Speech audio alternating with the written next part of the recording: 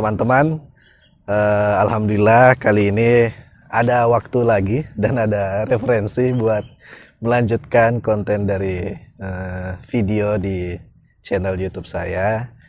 Setelah mungkin kayaknya berapa bulan ya? Terakhir kayaknya juga mungkin dengan kakaknya narasumber kita. Oh iya. Terakhir kayaknya dengan Kak Iqbal di rumahnya. Nah, sekarang dengan adiknya nih, dengan Zaki.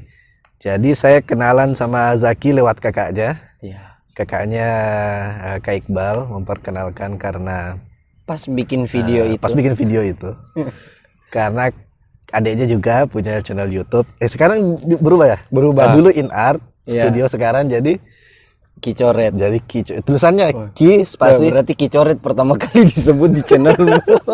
Karena belum ada bikin video dengan nama Ki Coret. Ki spasi KI, coret. KI spasi coret. coret. Nah, di situ isi channelnya apa istilahnya? Art lah, seni. Art, gambar, info-info tentang seniman. Ya. Ya banyak lah. Ya, silakan dilihat di sana. Tapi kayaknya lebih banyak subscribermu deh dari saya. Tapi ya sama aja sih. Kalau sekarang algoritmanya subscriber tuh tidak ada artinya sebenarnya. Karena konten tuh ditonton bukan berdasarkan itu lagi. Jadi dikasih kenal sama Kak Iqbal ke Zaki. Akhirnya saya sering ke rumahnya Zaki untuk ngobrol-ngobrol dan sebagainya, semi-semi curhat dan seterusnya. Nah, menurut saya banyak hal ya yang bisa digali dari Zaki, karena satu hal profilnya lumayan unik. Atau lebih ke aneh ya. unik karena positif ya, positif tone-nya. Jadi Zaki 6 tahun, betul ya? 6 tahun di Asadia? 9 tahun di Asadia. Itu bagaimana rinciannya itu? Jadi 3 tahun saya sekolah sanawiyah MTS, 6 tahun menghafal. 6 tahun menghafal. Sebenarnya menghafalnya 3,5 tahun. Cuman murojaahnya itu yang bikin. Oh, jadi di Asadia itu menghafal itu murojaah keinginan masing-masing sebenarnya. Maksudnya kalau setelah 3,5 setelah keluar, tamat nih itu boleh. Udah setor semua. Boleh-boleh aja, cuman kayak ada tanggung jawab yang belum selesai begitu. Jadi ada sistem tes hafalan. Tes hafalan itu, tapi kan itu prosesnya butuh waktu kan. Nah, ada beberapa yang diantaranya selesai setoran dia langsung pergi. Tapi ada beberapa juga yang kayak saya yang memilih tetap untuk lancarin dulu biar bisa Murajaah berarti 2 kali lipatnya. Ya lebih capek dibanding menghafalnya, bahkan justru itu sebenarnya yang lebih penting dibanding menghafal. Standar ini loh, standar apa di? Standar kelancaran itu bagaimana mengukur? Sebenarnya waktu saya lulus itu standarnya 20 juz. Cuman saya maksudnya ini, maksudnya standar kelancarannya. Dites sama guru Raffi Yunus Martan almarhum. Dan terus tesnya itu seperti MTQ. Wah. Jadi juz 1 sampai juz 20 random dipilih acak 5 soal disambung dan harus sebut nama surah, urutan surah, nama juz. Awalan juz kan, kalau kayak juz 4 Lantanalu gitu-gitu, sama halaman kiri atau kanan. Nah, itu saya tes di sini. Di depan rumah ini. Jadi pas rumah di sini baru syukuran rumahnya sekalian saya dites, tapi saya waktu itu ndak berhasil sampai ke 20 juz. Saya berhasilnya 15 juz. Oke, itu tahun terakhir. Iya, pas setelah itu saya kuliah. Oke. Dengan ijazah pakai C. Karena menghafal terus kan, nggak ada ijazah. Dapat ijazah paket C itu diurus di tes. Iya, di tes, ikut ujian nasional gitu. Iya. Lalu, jadi begitu ya? Iya. Jadi tapi maksud gua tidak ada memang yang kelas alia terus bisa menghafal. Yang menghafal untuk masjid jami nggak boleh sambil sekolah. Untuk masjid jami. Kalau masjid raya, masjid Lapung Koda, setahu saya itu masih boleh. Di konteksnya di Sengkang ya, di Wajo, di Pondok Pesantren Asadia. Iya, betul. Nah, jadi kalau untuk masjid jami itu nggak boleh sambil sekolah. Yang paling tua memang masjid jami. Setahu saya iya. Yang paling tua masjid jami untuk penghafalan. Masjid jami, masjid raya. Masjid raya sama ada yang di Lapung Koda, iya. Cuman saya nggak terlalu paham sih sejarahnya sebenarnya. Tapi tiga-tiganya beda sistem menghafalnya. Harus kayaknya sih beda. Yang boleh apa tadi? Yang boleh sekolah, Lapang Koda bisa. Lapang Koda setahu saya boleh. Setahu saya ya, cuman nggak tahu kan saya udah berapa tahun nggak ke sana. Takutnya. Tapi maksudnya di zaman itu. Iya, di zaman itu iya. Setahu saya anak Lapang Koda ada yang sambil sekolah bisa menghafal di Masjid Raya juga. Sama.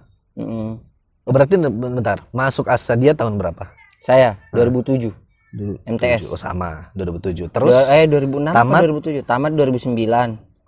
Akhir kan? Berarti aliyahnya. Enggak, itu selesai MTS. Oke, betul. Terus ngapal sampai 2015. 2009. Sampai 2015 itu saya di Sengkang menghafal. Sampai 2015. Oh, makanya kuliahnya 2015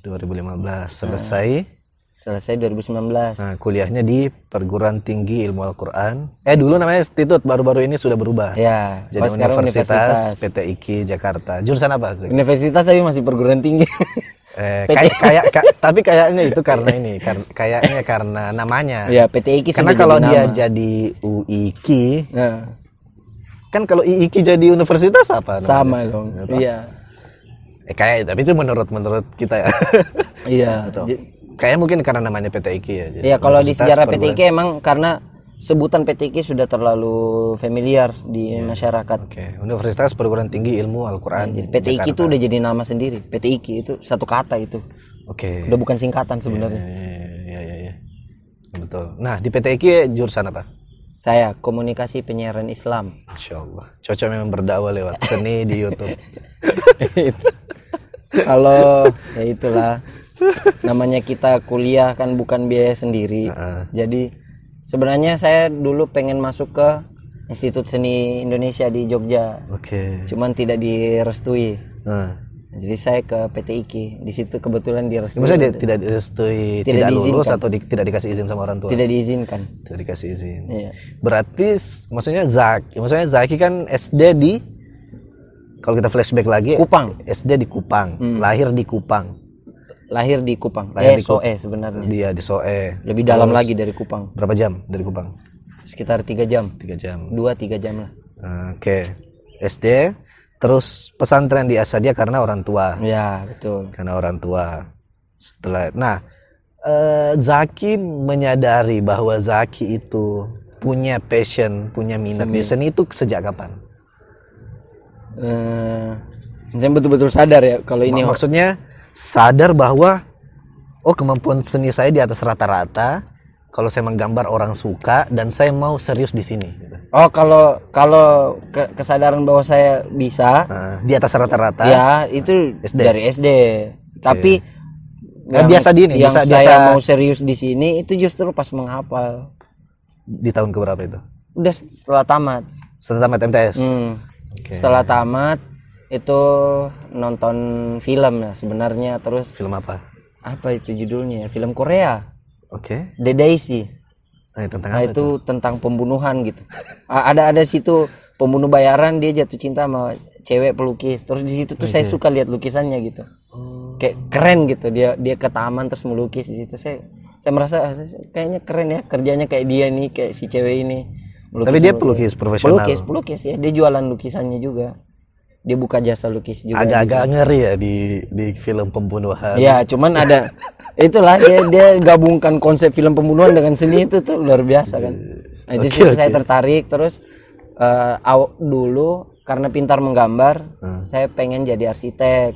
Cuman karena udah nggak pede kan sama background akademik karena yang udah pakai C segala macam dan agamis. Tapi tapi kalau pakai C-nya itu banyak yang gini sih. Ya, pokoknya gitulah, udah nggak pede lah kan. Perasaan pribadi dong. Terus pengen interior, desain interior. Ini masa-masa bimbang. Ini kapan? Itu setelah tamat hafalan kan. Setelah tamat hafalan kan akhirnya orang tua menuntut untuk kuliah kan. Tapi maksudnya Zaki memang mau dari awal setelah hafalan mau kuliah? Memang mau. Oke. Kan dia teman-teman semua kuliah. Iya betul. Apalagi kan sudah terlambat 2 tahun berarti ya. 3 tahun jatuhnya. 3 tahun. Ya, dari seangkatan ya. Iya. Terlambat 3 tahun. Jadi saya baru masuk kuliah, teman saya udah tulis skripsi lah. Teman seangkatan udah pada sudah semester 6. Iya. Iya. Jadi begitu mau ambil desain interior tapi nggak diizinin mungkin. Tapi sudah daftar? Belum. Baru bilang sama cuman udah kepoin. Ya. Bahkan saya sempat chat via Facebook salah satu dosen di ISI. Iya, saya tidak banyak setahu saya tidak banyak orang yang seperti itu, kayak saya mau di jurusan ini terus saya chat dosennya. Dan saya bahkan waktu proses itu ngelancarin 15 juz untuk ujian, saya sampai nyari-nyari desain interior itu apa, dan sampai saya sempat ngerti itu tinggi meja, luas ruangan, segala macam, itu betapa pentingnya itu ruangan. Ruangan itu diatur, itu saya udah ngerti, sampai saya ada di tahap bisa nggak sih orang kayak saya daftar di situ ya.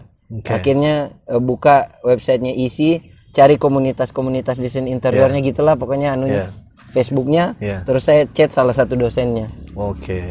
Tanya, saya bisa nggak daftar di sana, syaratnya apa aja, kayak gitulah. Nah, yang menarik itu begini, Zaki. Biasanya kan kalau pesantren, tentu teman-teman yang lain yang bukan anak pesantren, pasti matchnya ya pesantren, pasti ustadz, pesantren, ustadz gitu.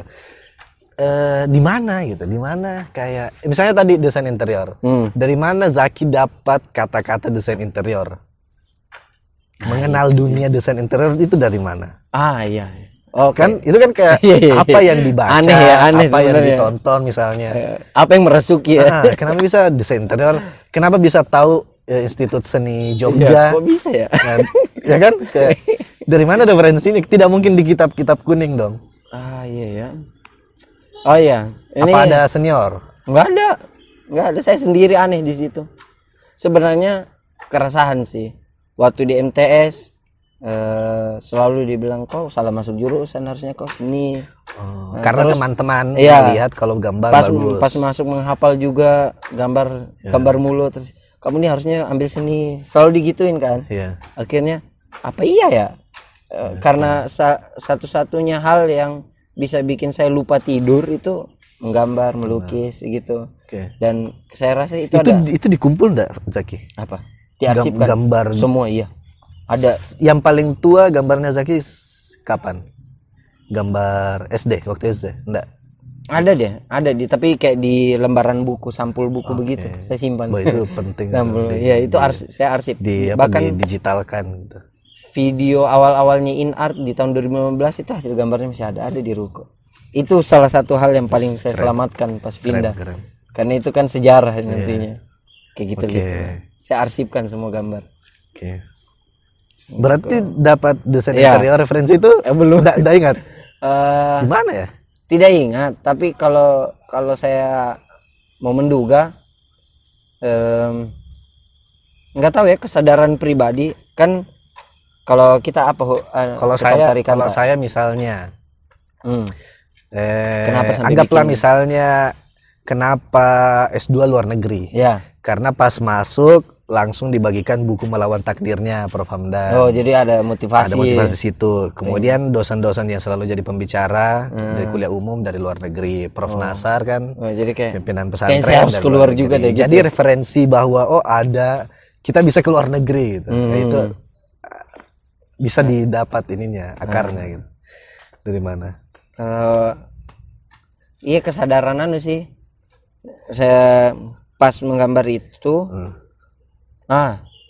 saya suka nonton video motivasi kan. Apa itu?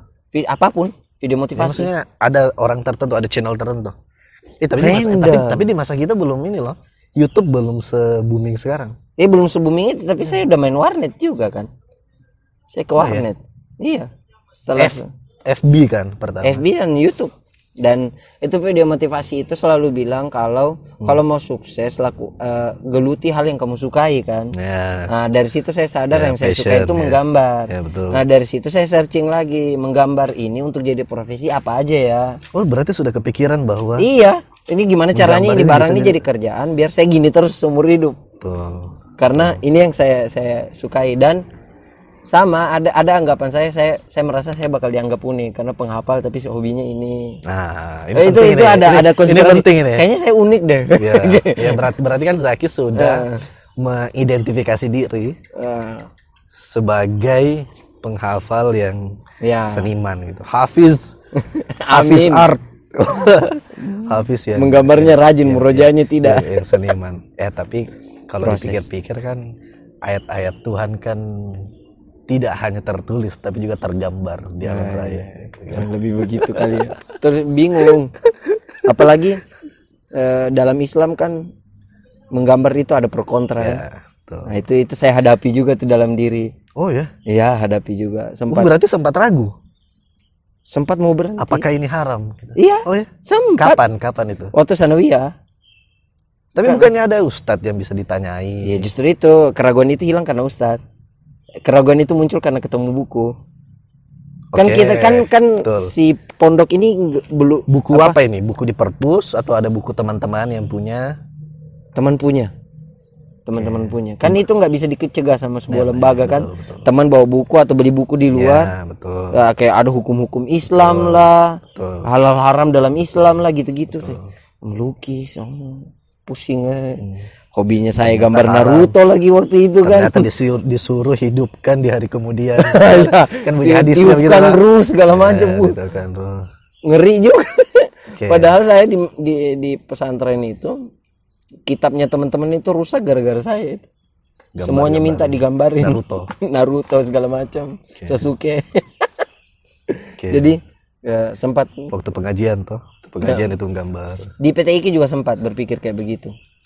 Nah, terus itu sirna, maksudnya sudah yakin bahwa menggambar itu pekerjaan yang halal, tidak haram. Ya. Nah, itu setelah bertanya ke Ustadz. Ustadznya bilang apa? Di situ saya kenal istilah asbabun nuzul, asbabul wurud, dia jelasin bahwa ada sebabnya kenapa itu dilarang. Kayak patung gambar orang ada sebabnya. Waktu itu disembah. Nah, kalau Naruto kan nggak ada yang sujuti Naruto sekarang. Nah, makanya nggak ada salahnya digambar tuh barang gitu atau dulu. Yang penting nggak disembah. Yang dilarang adalah itu waktu di MTS atau waktu di MTS. Nah, kalau berarti mirip sebetulnya. Karena saya itu zamannya rajin ke perpus itu kelas 2, kelas 3 MTS. Nah, yang paling saya suka baca terjemahan Riyadhus Shalihin. Sama. Nah, di situ kan yang 2 jilid kan, warna biru. Nah, di situ kan tidak ada syarah, tidak ada penjelasan. Jadi teks terjemahan baca wah, ini berarti haram nih. Nah, kalau saya soal apa? Yang banyak hal, musik lah, gambar lah dan sebagainya. Itu kan kalau kita cuman membaca terjemahannya Riyadhus Shalihin itu pasti kita tangkap sebagai ya langsung dapat satu jawaban itu kan. Nah, itu kan itu mungkin enaknya kalau kita bisa di pesantren. Karena kita hidup bersama dengan ustadz kita. Ya, betul. Jadi ada yang bisa kita tanyai langsung. Ya, betul. Kalau sekarang teman-teman butuh jawaban, tanya ke fatwa.id. Siap. Masuk pagi. Kalau Anda dapat sesuatu tapi Anda kayaknya tidak cocok deh, kayaknya bukan yang ini ya. Masuk ke fatwa.id. Di situ kita sudah menyaring website yang moderat. Jadi kan kalau hasil pencarian Google itu kan masih random ya. Maksudnya website-websitenya yang ekstrim ada, yang moderat ada. Kalau di Fatwa ID kita sudah menyaring. Jadi yang dikumpul itu adalah website-website moderat. Nah, pembedanya sebetulnya antara yang moderat dengan ekstrim. Moderat itu menampilkan referensi yang beragam. Betul. Tidak satu, tidak monolitik gitu. Kayak misalnya tadi itu kita membaca misalnya apa hukum menggambar, melukis itu haram. Langsunglah diperlihatkan satu hadis yang mengatakan itu haram tanpa disertai penjelasan gitu. Dibuatkanlah poster, video-video dan sebagainya. Ditegaskan. Nah, itu kan membuat kita punya satu pendapat gitu. Padahal ada pendapat lain. Betul. Nah, jadi yang kita maksud sebagai website moderat adalah yang menampilkan beragam. Jadi moderat itu bukan berarti longgar kan? Ya, moderat itu menampilkan semua perbedaan pendapat yang ada. Anda pilih satu, kalau Anda nyaman itu ya silakan. Ya, itu yang moderat. Tanpa perlu menyalahkan yang lain. Betul. Nah, kembali ke yang menggambar itu, kalau di saya penjelasan itu gini, Zaki. Karena di zaman itu saya itu sudah menyadari bahwa ternyata dalil-dalil itu beragam. Ya. Kalau kita alasannya kenapa ini haram lah, ini hadisnya, ini ayatnya misalnya. Pendapat yang sebaliknya yang membolehkan atau yang mengharamkan itu juga punya dalil dan ayat yang sama. Masing-masing ada dalilnya nih. Jadi di zaman itu saya sudah menyadari betapa pentingnya dalil berupa fakta sejarah. Nah, waktu itu alasan yang diberikan oleh ustadz saya bukan lagi hadisnya, tapi kejadiannya. Beliau bilang gini, ini Gurta Dr. Lukman, pimpinan Al-Hilal sekarang. Beliau itu jawabannya begini. Seandainya seandainya menggambar, membuat patung itu dilarang, kita tidak bisa melihat patung spinning sekarang. Oh. Kenapa? Karena umat Islam masuk ke Mesir sejak di zamannya Umar. Oh iya. Masa Umar tidak hancurkan kalau itu haram? Iya. Itu menurutku lebih mudah, lebih gampang Umar kan diceritakan. keras kan? Iya kan? Dan ini generasi pertama loh.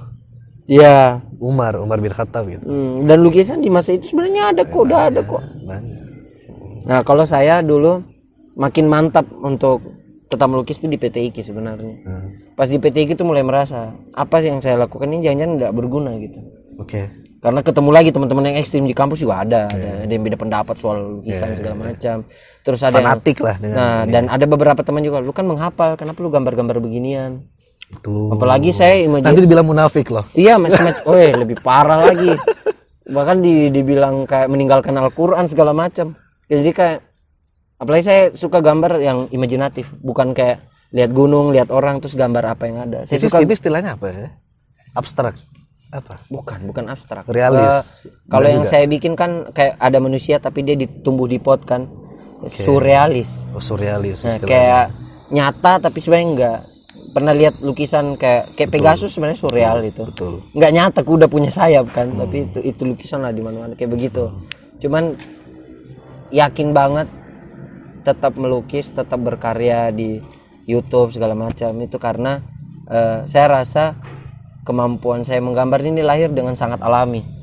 Tidak pernah orang tua saya tuh kayak suruh saya kursus ABC atau bahkan di pondok atau pas menghafal terus saya harus kursus untuk pintar menggambar, nggak pernah sama sekali. Saya pintar secara alami dan saya rasa ini nih kayak apa ya, kayak apa sih namanya, hadiah dari Allah gitu. Ya tidak semua orang punya. Kayak ini gift dan ketika kayak menggores saja kan kelihatan orang yang punya bakat dan tidak kan.